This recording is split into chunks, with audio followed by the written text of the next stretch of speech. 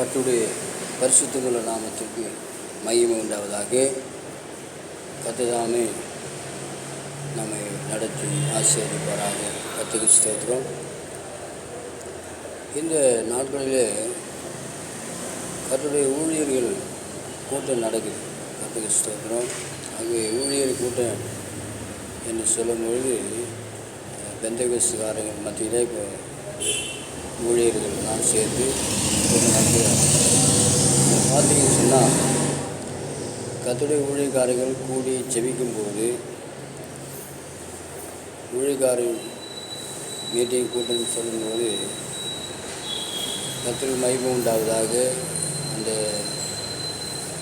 ஊழியம் மீட்டிங் கர்த்தருக்கு ஸ்தோத்திரம் உண்டாவதாக. ஆண்டவருடைய ஸ்தோத்திரம் உண்டாவே.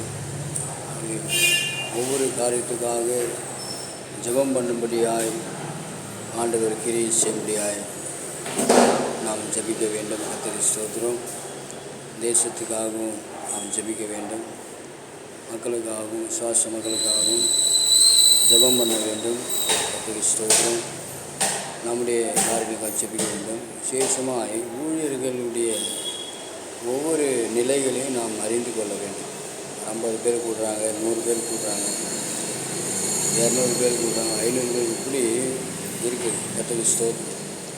ஆகவே ஒவ்வொருடைய நிலையை அறிந்து அவங்களுடைய தேவைகளை சந்திக்கக்கூடியதாய் இவ்வளோ ஊழியர் கூட்டங்கள் நடத்த வேண்டும். சாதாவாக ஒரு ஆராதனை மாதிரி இருக்குது. இதெல்லாம் கர்த்தர் மாற்றி கடைசி நாட்களில் இன்றைக்கி ஊழியம் செய்வதற்கு தடையாக இருக்குது. ஊழியம் செய்வதற்கு தடையாக இருக்குது. சுவிசேஷத்தை அறிவதற்கு தடையாக இருக்குது. சுவிசேஷத்தை சரியாக அறிவிக்க மாட்டாங்க. ஊழியம் சத்தியத்தை மக்களுக்கு சொல்ல மாட்டாங்க.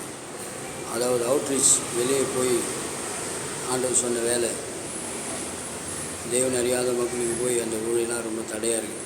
ஆகவே ஒவ்வொரு ஊழியக்காரர் நிலைமை அறிந்து அந்த ஊழியத்துக்கு முக்கியமான என்ன தேவையோ அதை ஊழியர்களை செய்து கொடுக்கும்படியாகவும், 2வது அவங்களுடைய குடும்பம் மற்றும் காரியங்கள் இப்படி செய்யணும். இப்போ ஊழியத்துக்கு முக்கியமான தேவை என்ன? முதலாவது ஊழியக்காரன் முதல்ல ஜெபிக்கணும். ஜெபிக்கிறதுக்கு ஒரு இடம் கற்றுக்க சொல்லணும். 2வது ஊழியம் புறப்பட்டு போகணும்.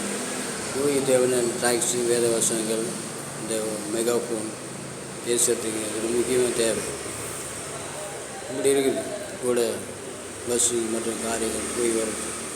இதான் முக்கியமான காரியம். இன்றைக்கி கோடிக்கணக்கான ஆசீர்வாதம் இருந்தால் கூட இன்றைக்கி சரியானபடி தேவன் சொன்ன வேலையை செய்ய முடியாதபடிக்கு நிறைய பேர் இப்படி ஏனோ தானன்னு போய் கொண்டிருக்காங்க. கர்த்தருக்கு ஸ்தோத்திரம். எல்லாம் மாற்றி வரக்கூடிய காலங்களில் ஊழியத்தை நாம் உன்னிப்பாக செய்வோம்.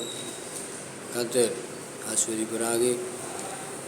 மத்தேயு, மார்க்கு, லூக்கா, யோவானில் படிக்கிறது போல் அகாலிங்க புறப்பட்டு போய் சகல ஜாதிகளையும் சீஷராக்கி பிதா, குமாரன், பரிசுத்த நாமத்தில் அவர்கள் ஞானசாந்தி கொடுத்து அவர்கள் கைக்கொள்ளும்படி, அந்த வசனத்தை அவர்கள் கைக்கொள்ளும்படி அவர்களுக்கு உபதேசம் பண்ணுறதுன்னு சொல்லணும். முக்கியமான வேலை. கர்த்தருக்கு ஸ்தோத்திரம். ஆகவே சுவிசேஷ பணி, சுவிசேஷ ஊழியங்கள் செய்கிறவர்களை உற்சாகப்படுத்தி அதை நிறைவேற்றுங்கள். தேவன் தாமே உங்களை வழிநடத்துவராக. அதை கேட்கிறவர்கள் ஊழியத்துக்காக கிரியை செய்கள். தேவன் தாமே உங்களை ஆசீர்வதிப்பராக. நன்றி.